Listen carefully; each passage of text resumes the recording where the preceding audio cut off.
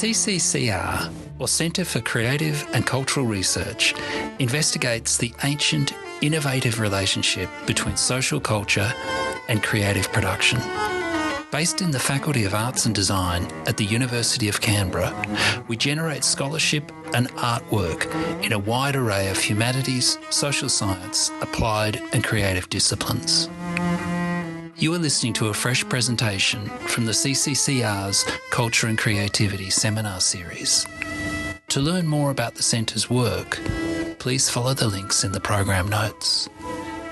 This podcast was recorded on the unceded lands of the Ngunnawal and Ngambri peoples.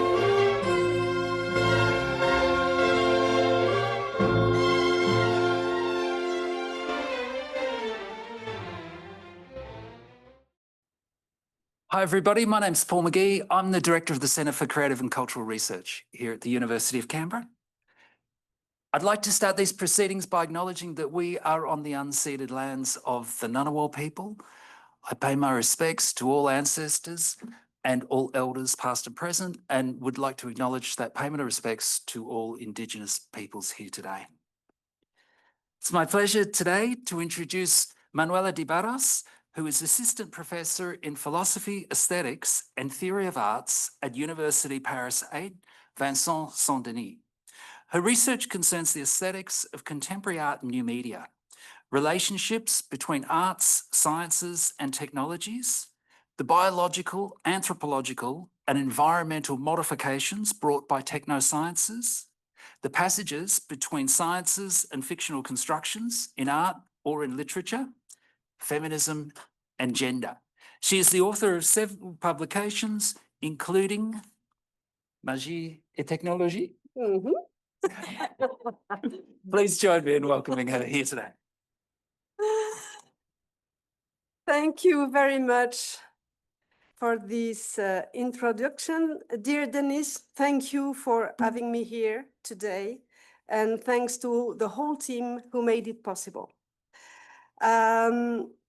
I am delighted to be here with you, especially accompanied by two students from Paris 8, Justine and Ezekiel.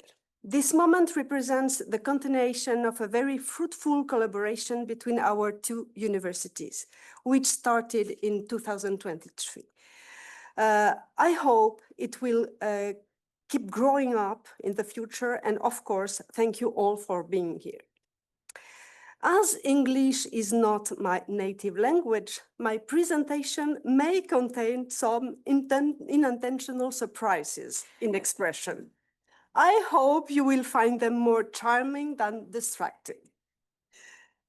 For this talk, I will read a theoretical text while showing a series of images and will not comment on the images directly. They will serve as references, both with bibliography and artistic, and connect to the themes I will address. And unlike Catherine Hale's yesterday, if there is or seems to be no connection between what I say and the images, it's totally normal.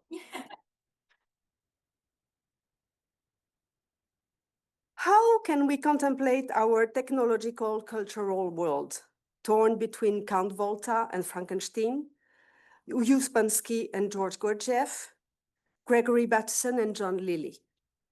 In 1968, Marshall McLuhan remarked that we are all robots when we are involved in our technologies without criticizing them. What would he say today when scientific reductionism and the power of its propaganda through technology have swallowed us all in a tide of silicon? The self-taught philosopher of the counterculture, Alan Watts, has an enigmatic mystico-ecologic credo. Technology is only destructive in the hands of people who don't realize that they are one with the universe and are in the same process. We could use this as a guiding principle for our presentation. The first part of this lecture is based on a book I published in 2019, and the title is Magie and Technologie, in French only. and Spanish as well. Why is it that Silicon Valley's leading CIOs often choose schools for their children where the very technologies they produce are banned? Many of them turn to Waldorf schools, which emphasize artistic creativity, physical experience, and imagination, while explicitly excluding computers from the classroom. Steve Jobs himself declared in 2011 that his children did not use iPad at home, explaining, "We don't allow the iPad, we think it's too dangerous for them in effect."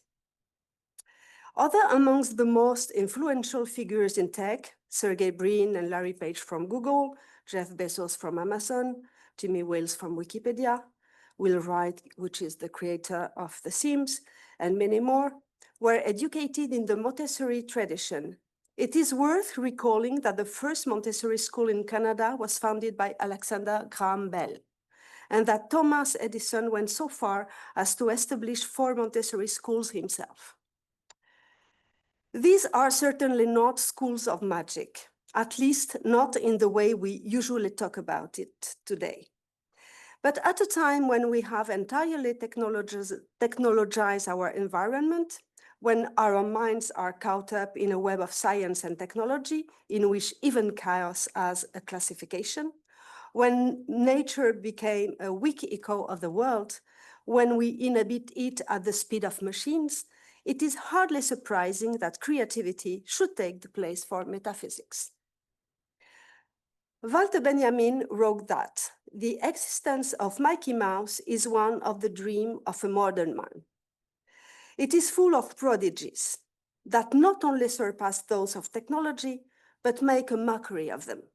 The most remarkable is that they do not involve any machinery, but they spring from Mickey's bodies, pieces of furniture, trees, clouds, and waves. Nature and technology, primitivism and comfort merge perfectly here, and before the eyes of people tired of the complication of daily life comes the liberating image. This is where the magic I'm referring to operates, in the intersection of technology's power and the resignation of those who use it or are affected by it. Thus, it has very little to do with mysticism and everything with manipulation. It's a complex system built around a mind control technique designed to influence individuals and crowds. In his remarkable book, Eros and Magic in the Renaissance, 1484, Ian Peter Coulianou explores the esoteric culture that he sees at the art and purpose of Renaissance humanism and the traces it has left today. Understood as a profound knowledge of the imagination, the mechanisms of desire, eros and magic, as it has been explored by Pic de la Mirandole, Marcello Ficino, and Giordano Bruno, it is a complex system that takes the form of a technique of mental manipulation designed to influence individuals and crowds. According to Coulianou, quote, "Today's psychological and social sciences derive directly from it." And he adds that the Renaissance magician was a psychoanalyst and a prophet, but he also anticipated modern professions such as head of public relations, propaganda agent, spy, politician, censor, director of mass media, and publicity agent. The list is far from exhaustive. In fact, it's not so much a change, but a shift.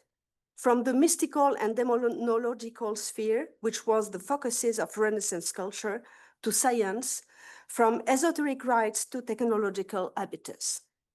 Every effort is being made to achieve the materialized fulfillment of the supernatural fantasies that lies at the foundation of Western cultures. The gift of ubiquity, communication at a distance and with spirits, long-range actions, invisibility, suggestion, and control, but also the creation of new living species or biological transformations. However, this transition from a magical cultural imagination to a technological one did not necessarily occur because of technical inventions. Culianu again asserts that it is said that without the perfection of the telescope, Galileo would not have been able to contribute to a more accurate image of the solar system. Nevertheless, without using any optical instruments, Copernicus had long considered an heliocentric universe based on Pythagoras' model. And long before Copernicus, Nicolas de Cuse had postulated on the basis of ideas borrowed from his personal metaphysics the infinity of the universe. This easily demonstrates that technical improvements have played only a marginal role in the formation of the modern scientific spirit. Alchemy, astrology, humoral and astral medicine, and magic were conceived as sciences in the Renaissance. And whatever the flaws and deficiencies observable by all, they served their purpose and fulfilled their mission in cultural and social cohesion. As Culianu puts it, Renaissance society showed few symptoms of decadence. It was not in crisis. It had only the most superficial doubts about its own institutions and about the ideology and practical truth. The hypothesis of a lack of use value in the Renaissance sciences must be rejected. It represents no more than an explanation a posteriori of the transformation of the scientific mind, and as such is implausible. We therefore need to look elsewhere for an explanation to the emergence of the natural sciences and the paradigm shift they imposed, which signified the end of a world. The execution of Giordano Bruno in 1600 would be its final scream. Rather than a battle of method or spheres of knowledge, the cause of the development of modern science is to be found in ideology. In the fires, in the religious reform that reduces libraries to a single book, in the return to order in morality, in the fear of alchemical experiments or magical practices that could cost lives. Some continue to do occult sciences in secrecy and in silence. Newton, Kepler, Flood, Galileo. He came close to disaster. He escaped in Venice, more open-minded, when Rome would, with no doubt, have been fatal to him. Bacon or Descartes, too, who shared beliefs that were more mystical and less logical than what's typically thought. As early as 1935, the historian of science Dorothy Stimson made the hypothesis, later consolidated, that the Reformation and religious Puritanism were at the origin of the paradigm shift that led to the advent of hard sciences. So, to grasp how the Western world shifted from traditional beliefs and practices, including magic and alchemy, to a more universally accepted method of understanding the world, we should examine the strict and austere Christians. This is also the thesis of Martin K. Merton, who, in an article on the emergence of science in the 17th century, states that Puritanism combined a barely disguised utilitarianism with secular concerns, methodological and relentless activity, systematic empiricism, the right and even the duty of free examination, and anti-traditionalism. All formed a set of values closely related to the similar values that prevails in the science. As a result, the sciences were to be placed at the top of the hierarchy of knowledge, leading to a drastic increase in research into nature, as well as changes in our way of life and the metamorphosis of our environment. The scientist had become a figure of reference, capable of providing access to knowledge that is accurate because it is intangible truth and in line with a vision for society. The recognition by official institutions increased their legitimacy, not only scientifically, but also publicly, and enhanced their social, economic, and political role. In other words, people believed in science. in its capacity for progress and its rightness and permanence, which metaphorically refer to a religious and social ideal. Religious because science is conceived as a way of exploring the world created by God, magnifying it by understanding its internal structure in all its complexity, which reflects divine grandeur and wisdom. Moreover, if Puritanism is at the origin of the considerable amplification and valuation of the positive sciences, its logic also includes the emergence of capitalist ideology. As Max Weber wrote, Western capitalism, as we know it today, has been heavily influenced by technological advancements. Its rationality relies on evaluating key technical aspects, particularly those derived from modern science, and especially the natural sciences, which rely on math and rational experimentation.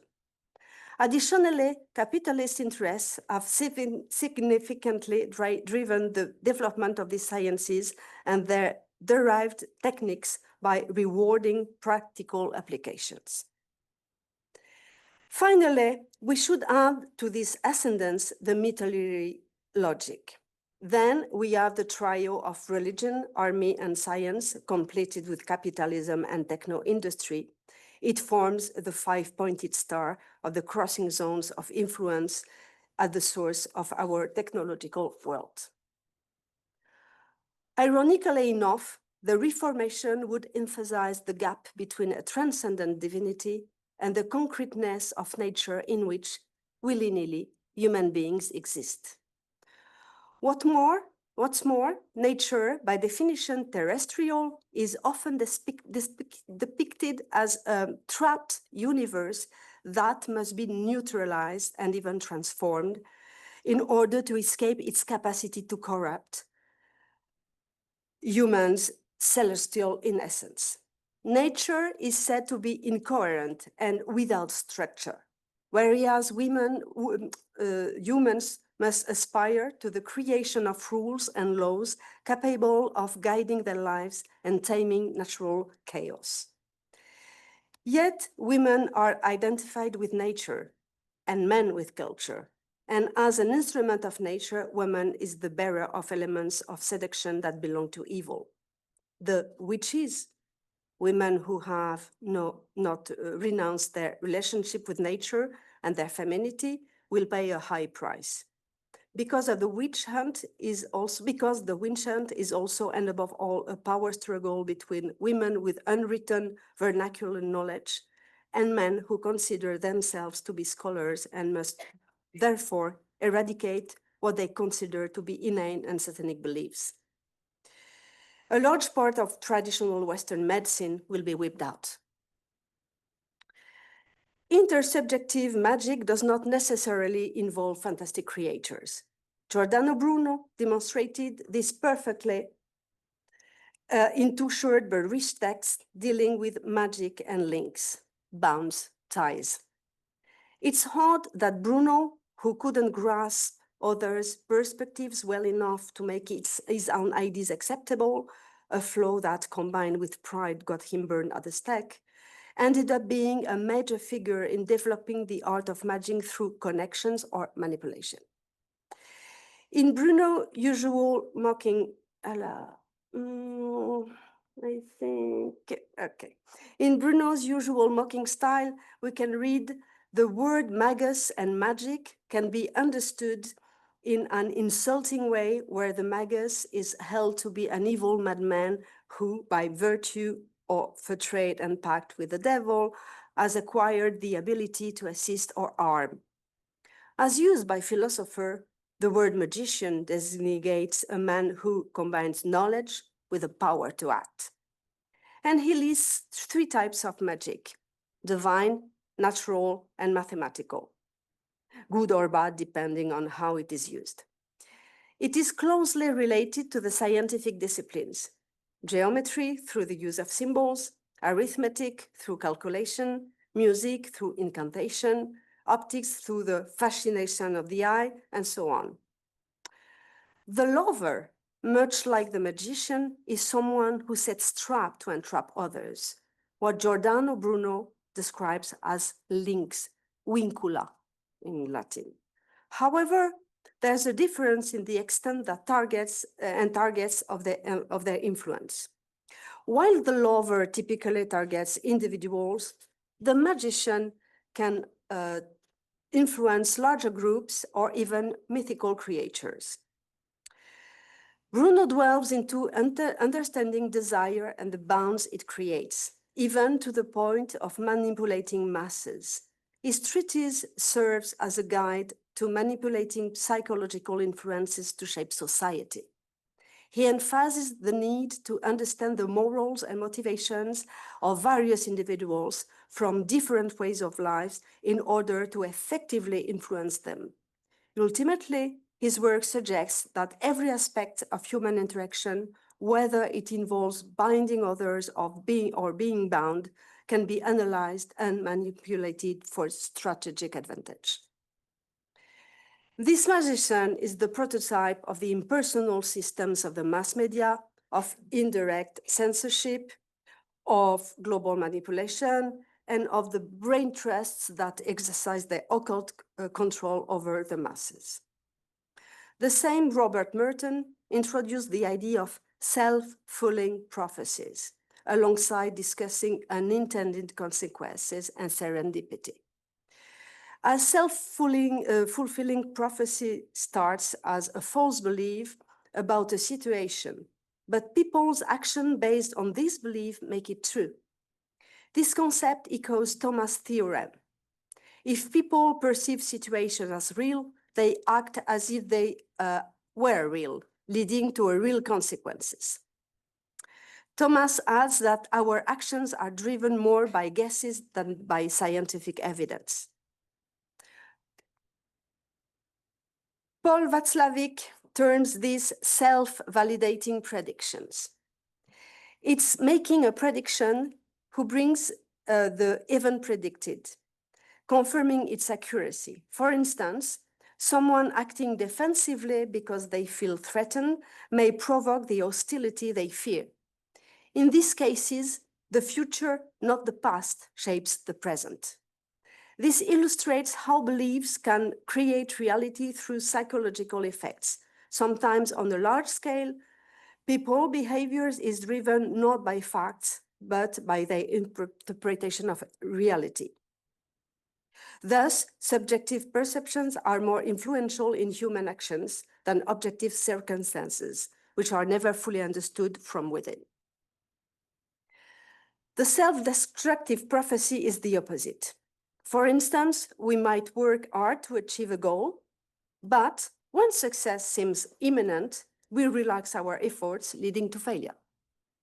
Although the facts were accurate, our actions make them false. This highlights how individuals act based on their beliefs about reality, which can be influenced by their emotions and irrational thoughts. Edward Bernays, a pioneer in political and commercial propaganda, and Freud's nephew, understood this concept well in 1917. He manipulated public opinion in the United States to support entering a war. Known for his influential campaigns, like convincing women to smoke in 1929, Bernays believed propaganda was crucial for controlling public opinion. He even argued that the news were a more powerful tool than advertising. His credo includes gems as propaganda is the executive arm of the invisible government. That's where it comes from.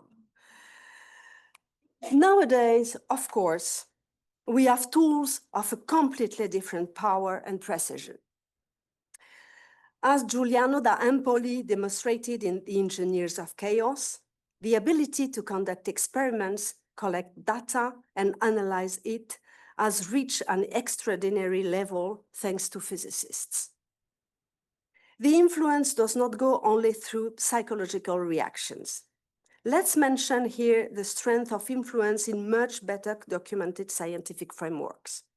For instance, the study by Itzhak Fried and his neurobiology team at the University of California and the Tel Aviv Medical Center. Published in 2011, it has now become a classic. As electrodes were implanted in the brains of some of their epileptic patients, they discovered that it was possible to predict the decision they were making or would make. 700 milliseconds before this decision became conscious to the person. The impressive success rate was 80%. These results confirmed the work of Benjamin Libet in the 70s, who, while studying physiology, discovered that brain activity preceded the subject's conscious express decision. This discovery sparked an ongoing debate as to whether this prior activity sounded the death of the concepts of will and intention. For Libet, conscious will is expressed between intention and action. This leaves us 0.2 of a second to exercise our free will.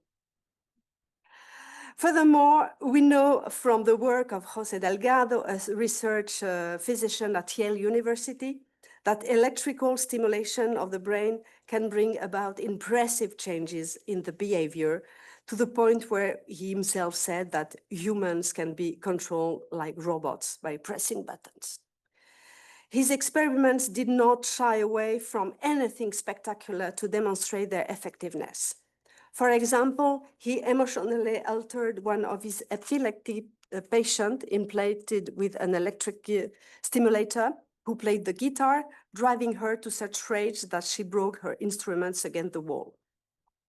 Animals were also subjected to tests, like a bull during a demonstration in Cordoba in 1963.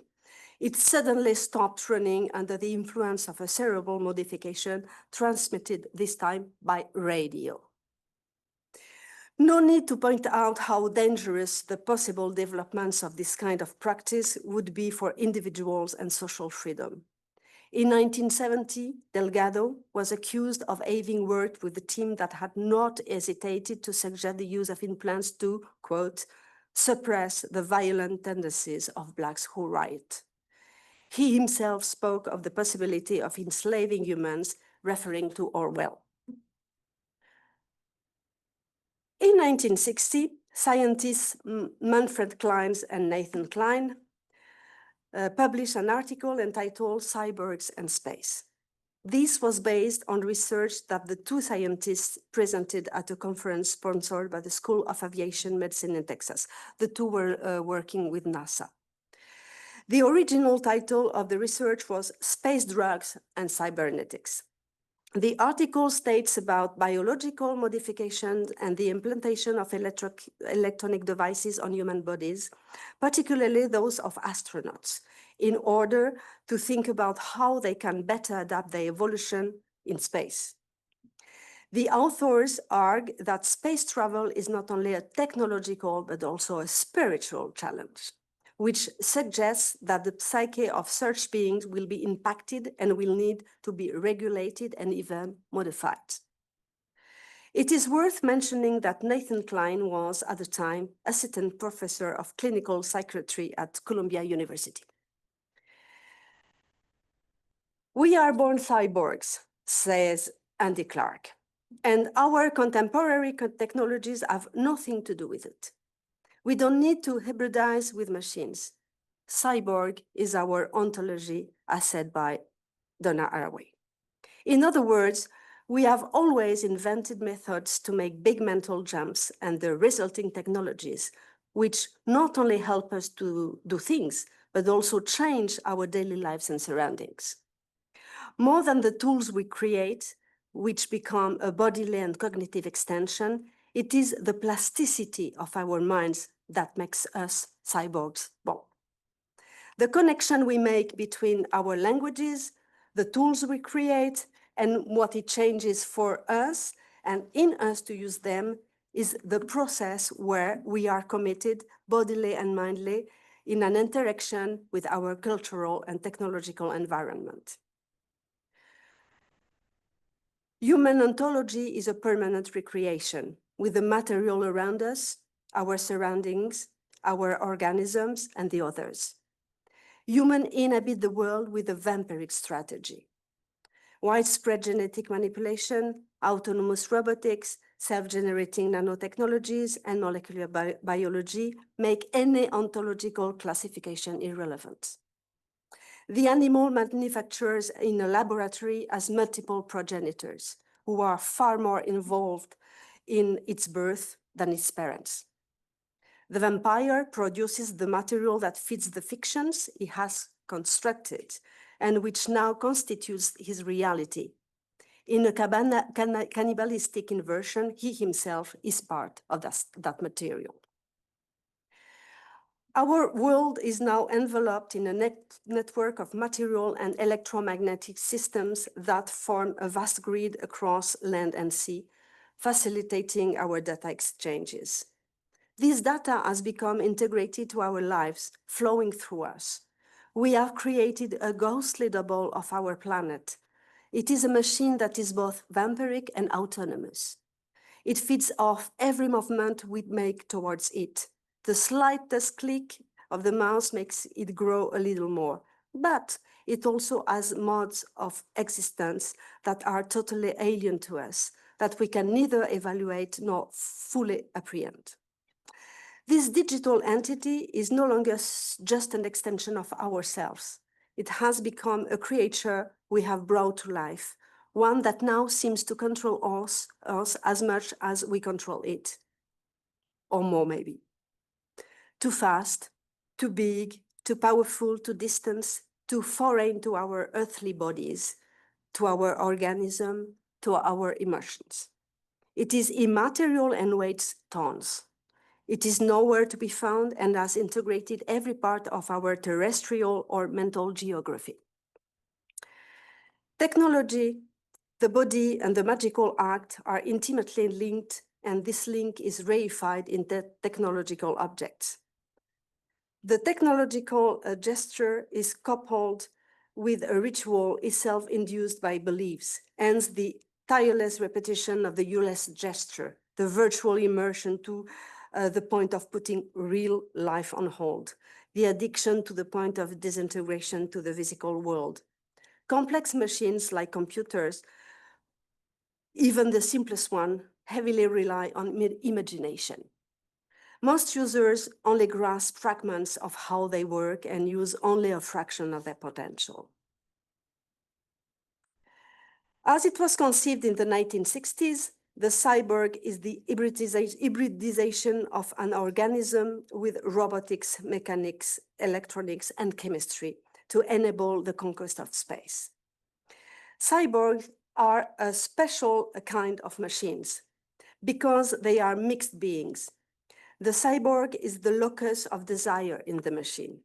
It is a being with the qualities of a machine, but which cannot be impassive, cold, or indifferent, like a robot, nor passionate and sometimes irrational like a human.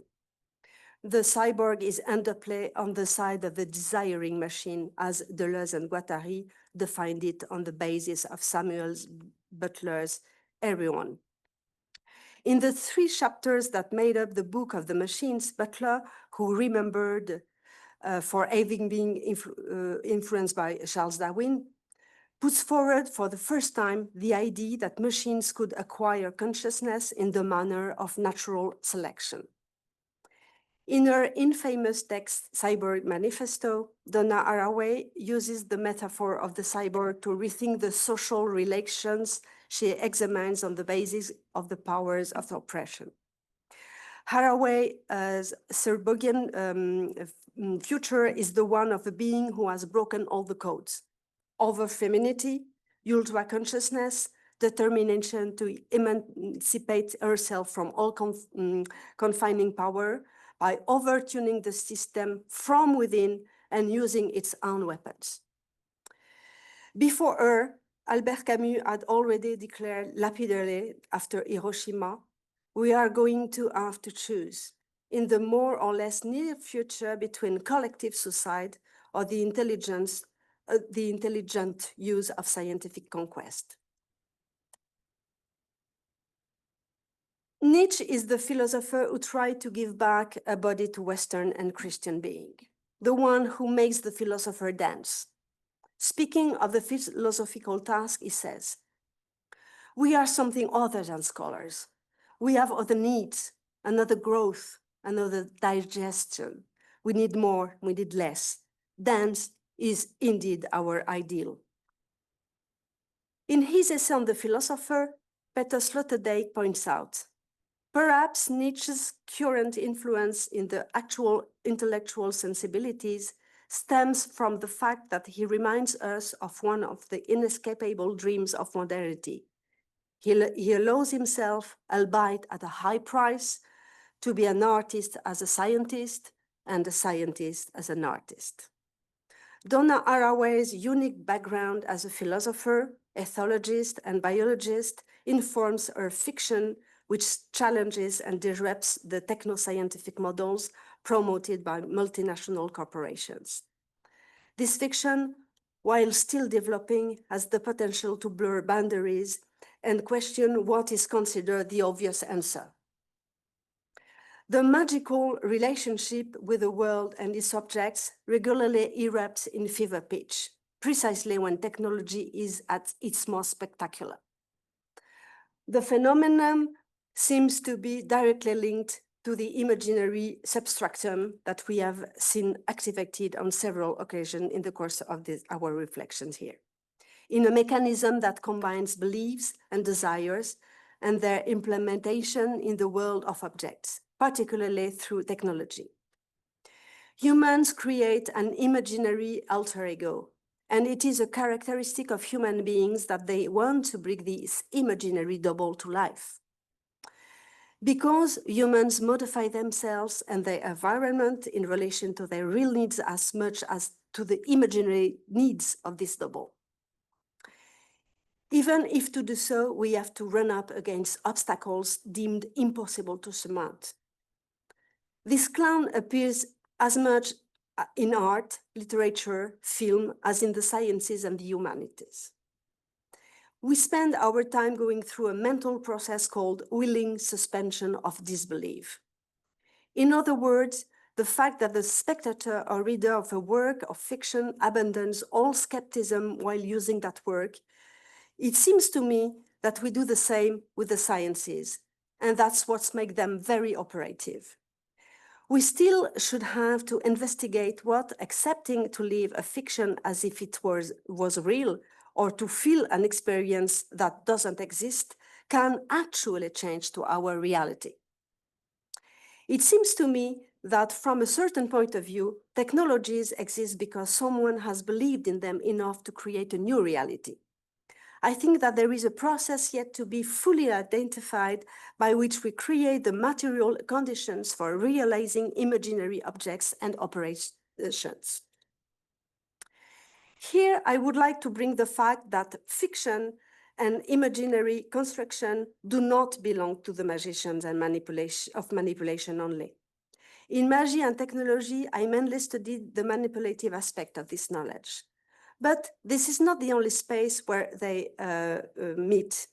At a certain point, the history of the world and the magical history of the world came together, precisely for the reasons described above. The fundamentally fictional and not just rational nature of the way the human mind operates. This is where myth, legend, and experience come together in a weaving that forms the fabric of our inner world. From it, we shape the concrete world. To finish this presentation, I would like to consider that our very topical quest for new outer spaces says about the way we inhabit the Earth. What does this make of us and to our loose ontology? Although anthropocentrism and the notion of justified dominion over nature central to the scientific, technological, industrial, and capitalist endeavor have undoubtedly contributed to advancing health, education, and comfort, at least for a segment of humanity, they also stand as the genesis of our more pressing contemporary dilemma, the alarming and precipitous climate change unfolding before us. Speculative narrative has the capacity to create worlds, and fiction has a profound heuristic value, as we have seen. They can enable us to conjure up possible worlds that are not just mirages. They lead us to new interpretations. The point here, is not to theorize fiction, but to give it the space of the political. To speculate is to give political space to the act of shaping narratives. All this has, of course, been perfectly understood and explained much better than I can by Donna Haraway, who rightly believes that denunciation and criticism are no longer enough. We must radically move on to build a propositional force. Haraway also talks about natural culture. The feedback between nature and culture is so tight, so co-productive of a single reality artificially shared in language that it has to be thought in a single cleaved gesture. That of nature which never ceases to be constructed and artificially produced in a representation, and of culture which never ceases to be informed by this very nature which produces it. This exploration of the imaginary aims to break with the standardization of thought, aesthetic, and behavior. And as the astrophysicist Gérard Azoulay says, space is a privileged place for thinking about and questioning other conception of the world.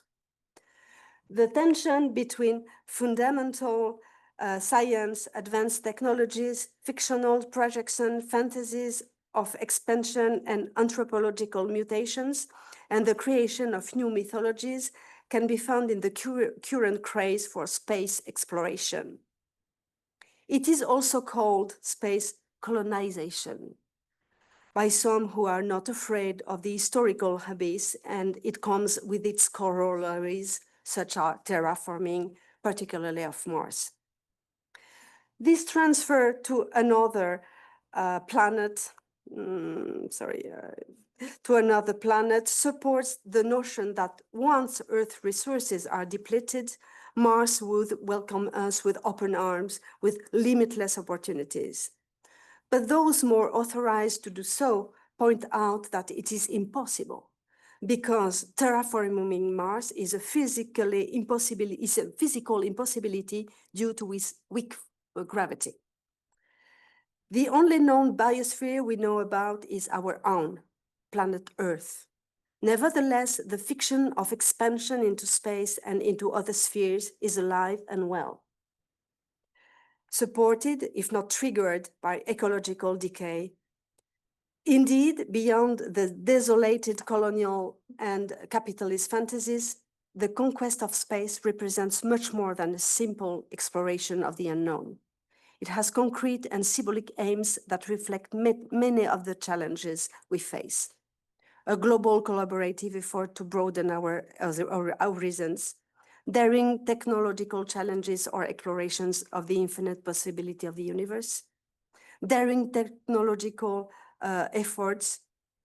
The benefits of these efforts extend beyond Earth's borders, influencing life on our planet and opening up to a possible path to an exciting future for humanity. For the obsessive fantasies of exploration outside of our own cradle, which Tsiolkovsky said a grown-up humanity would inevitably wish to leave behind, are also a sign of our radical sense of loneliness. It is reinforced by our failure to make any real contact with the many forms of life of our own biosphere, including the most complex. And after all, perhaps we are the only one planet with life on it. If so, what difference does it make to our rights and responsibilities, to ourselves and to the rest of the living forms? I would like to conclude with the noosphere notion. The term biosphere is well known, but noosphere is less familiar to many. Originating in the USSR, geochemist Vernadsky introduced the concept in 1926. He envisions the noosphere as our human understanding, showing how our actions through technosphere impacted the biosphere, which in turn affects the Earth's lithosphere and atmosphere. Vernadsky's vision anticipated the Anthropocene, highlighting humanity's impact on the Earth's ecosystem. He spent years of research in France and influenced French paleontologist and Jesuit priest Pierre Teilhard de Chardin. This one mixed the Darwinian theory with Christian philosophy, embracing the concept of the noosphere. However, Teilhard emphasized the noosphere less as a geological force and more as a manifestation of global consciousness and spiritual destiny. He may have influenced biologist Julian Huxley, that he met in UNESCO, who used the term transhumanism in 1957 for the first time. Teilhard de Chardin elaborated on his concept of humanity moving towards planetarization, which is similar to contemporary globalization, but with a spiritual undertone. It envisions humanity's psyche or consciousness progressively intertwined, forming a denser noosphere, a realm of thought and consciousness enveloping the biosphere, analogous to an atmosphere made of psyche rather than oxygen. This interconnected fosters increased consciousness, leading to a more unified and planetary awareness. This is the vision of a humanity whose imagination, thoughts, ideas, discoveries, in other words, its psyche or consciousness, are gradually weaving together and ever tighter and denser noosphere, generating ever more consciousness. What will we allow this psyche entity to be? Facebook's mental damage, Amazon's frenzy shopping, Google's data hegemony, Cambridge Analytica's voting injections, blockchain's energy bulimia. I leave you to complete the list and invite you to replace it with something more cheerful. Thank you for your attention. So one thing you were talking about noosphere, was it? Noosphere, N-O-O, sphere. Okay. It's a very specific concept by Vernadsky, this geochemist from USSR, but he worked in France for around 6 years, and later Teilhard de Chardin, who is a mixed figure, mixed character. Well, that's great. And also the whole presentation struck me as a much more expansive exposition on Monaco's letter to the future generation, where he's basically saying, stop believing that going to another planet is going to save your grandchildren. That's very mean. Like, this is just, that whole, much bigger. We've been lying all along. Yeah. Thanks. I was interested with your introduction about seeing the ways tears and Montessori background. What are your thoughts? You thought of it that way, but your thoughts with regards to we look at Montessori as engaging in nature in an experimental way of learning, and yet these seem to have gone to the other side. It's just an interesting transition. What I was talking about in that area. What strikes me is that what they believe is not good for themselves or their family is good enough for the people to buy, because the whole problem is we buy it. We buy it for our children. And so what do they know before that we don't know? That's the point. Of course, I use all these tools every day. But I think growing up with that is something different. In here, I suppose there are a lot of professors, teachers, or students, and we know as our possibility to focus has been damaged. So the idea for me, because I'm a technophile, but I'm not a techno-optimist, and I would like to become a techno-optimist because I'm absolutely sure that technologies can become something humanistic, environmental, with environmental care, etc. It can be, but because the sources of that is super capitalistic, it's only the money that matters. So it's not what expands in the spirits or the minds or the knowledge of humans and etc. So I would like it to change. That's the whole stuff is about that.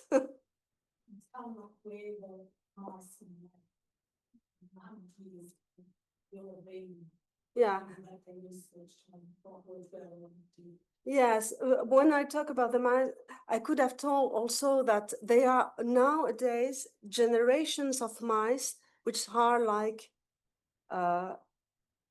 thousands and thousands of generations of laboratory mice, which are completely different from the mice in the nature, even like a mice you can have at home, because so it's they have nothing to do with nature anymore.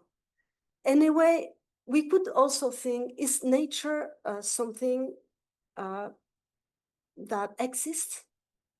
Because I think even in the places more far away we can know, even the places we've never been, at least the climate change have changed it. So what is nature now? What is nature from the beginning, anyway?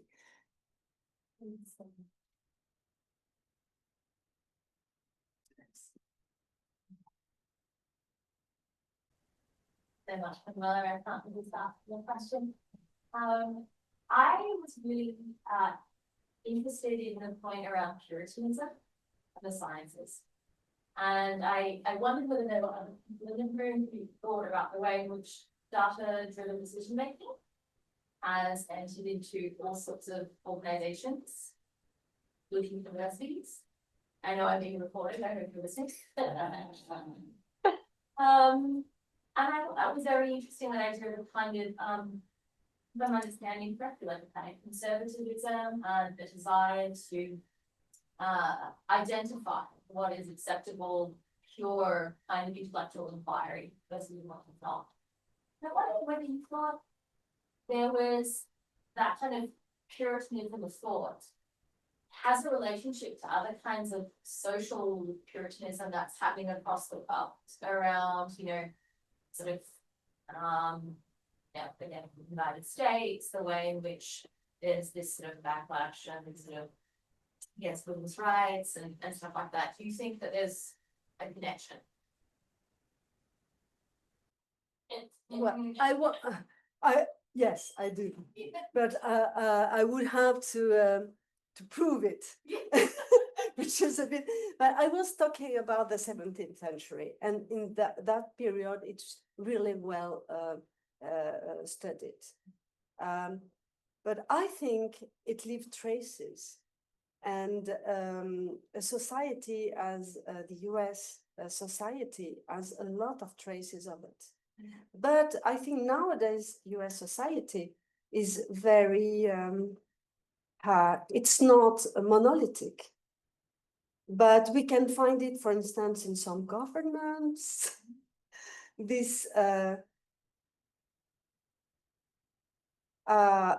course, it will be like, there is like nowadays, of course, it's also political opportunities, but maybe it's not indifferent that the tech CEOs support the nowadays government from the US, namely President Trump. Maybe it has to do with how to say this kind of order, morality order they pretend to bring to the country. As we know, it's completely fake, but maybe it fits some of their agendas. I would have to think about that more, but probably there are stuff there. They are in common ideals. Manuela, we have a comment from online and also a question in the comment. Is wonderful presentation. This is from Tamsin Kemp. I'm so pleased we're revisiting Haraway. Thank you, Manuela. And Mick Chisnell says, extraordinary and dense presentation. Thank you. And he has a question. Do you have any thoughts on love and therapy between humans and bots? Bots? Bots. Robots. Bots. AI. Yeah, so do you have any thoughts on love and therapy between humans and bots? Yes, I have. There's a qualification of it. Yes. You know, I have links, family links with Japan. And it makes me thought a lot about that, because in Japan, the links with robots is very different. Nowadays, there are no more, I think maybe one French company is still doing like anthropology, like human boats, small ones. I think one is still doing it, but it's been over everywhere because it was very expensive and Japan is completely down from the economical point of view. But in the 80s, it was very, certain people had small robots at home and they would take them like that, like babies. And it's strange. To me, it was like a tool or to play with it. But they didn't think, and so nowadays in elderly houses meant for older people, because of course everybody knows Japanese population is going on very fast, because they don't have enough caretakers, they use robots, and it works very well. But I'm not sure whether it would really. I'm not sure whether it would be beneficial for every kind of population. I don't know. But, you know, we have this uncanny valley, which is something we think in robotics. So if it's too close, we become, it's close, but we see it's not humans. So it doesn't work that well. So, you know, in the robot factory laboratories, they're trying to put like emotions and stuff like that. But I think if they look like robots, even robots looking like, I don't know, dogs or cats, or you know, it works. And also nowadays they have robots which are like forms, like sofas, like places you can sit down and it envelopes you and things like that. And those ones work very well. So I've quoted Simondo about the fact that no human with general education would believe on something in an image, but that nowadays humans would believe about living robots. So it's just like points to think about. I don't know if I answered well to the question, but. No, that's great. I'm going to ask you one last question, actually. While you were speaking, I was thinking of the psychoanalyst Jacques Lacan, and in particular his reflections on science and the question of whether psychoanalysis is a form of science, or perhaps something more alchemical, something that harkens back to a different a different coding of the links between humans and interactions there. And I just wondered about your thoughts about how psychoanalysis might fit into the sort of trajectory presented. I don't think psychoanalysis is a science, and I think it's very well like that. It talks about something else, and it has to be fluid. It has to be like, well, I know a lot of psychoanalysts, and I don't think one of them would talk about psychoanalysis as a science. It's something else. It's something that well, it's not my part at all, so I can't talk about it like deeply, but I think it's a kind of investigation of human psyche, which is very specific and also maybe a bit dated historically. It has specific grounds. So I would have to think about it. Sure. Final comments or questions? Ben. Noella, very yes, dense and deep with excellent presentation. I was wondering about the making foreign of it. You mentioned talking about astronauts' bodies, and that it's easier to sort of modify the body and to create some kind of like for the environment out in space for and I struck me as interesting as well because then you mentioned case like later on, and not in the book that you mentioned, but in the Spheres trilogy, where he sets that up by talking about the moment that modernity began was the moment that in warfare, in the First World War, that the environment was recognized instead of attacking the body. So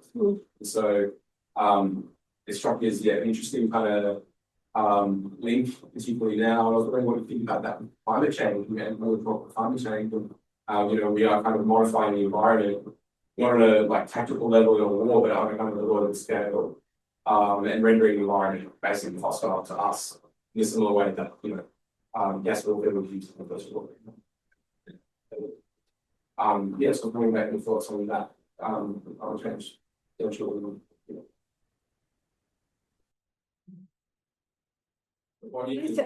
I think climate change should be our primary concern every moment of every day, because and I cannot understand why the people in charge don't do anything. It's crazy. So what I can think, and that they believe that their capitalist techno efficiency will be good enough to save us from the destruction of the planet. Well, remind that the destruction of the planet is not the destruction of the planet, it's our destruction, because the planet will go on. It will be different, but stuff will stay. So I don't know, but also, Ezekiel pointed out to me a paper of The Guardian about Putin and Xi Jinping talking together, and they didn't know the microphone was on, about the changing the parts of their bodies, and though basically they could become immortal. This is the kind of fantasy that goes on, or going to Mars, or I don't know what, instead of taking care of what we have. And also not only for us, as I said during the presentation, we were not capable to have a proper interaction with animals. In France only, we are killing 3 million animals per day. It's crazy. It's crazy. So not to talk about animals that disappeared and everything. So to me, this is the main problem. And once again, I'm convinced that we can have a technological world, but who preserves the most part of it. What's still on. Okay, well, we're going to bring proceedings to a close at that point. So please join me again in thanking Manuela.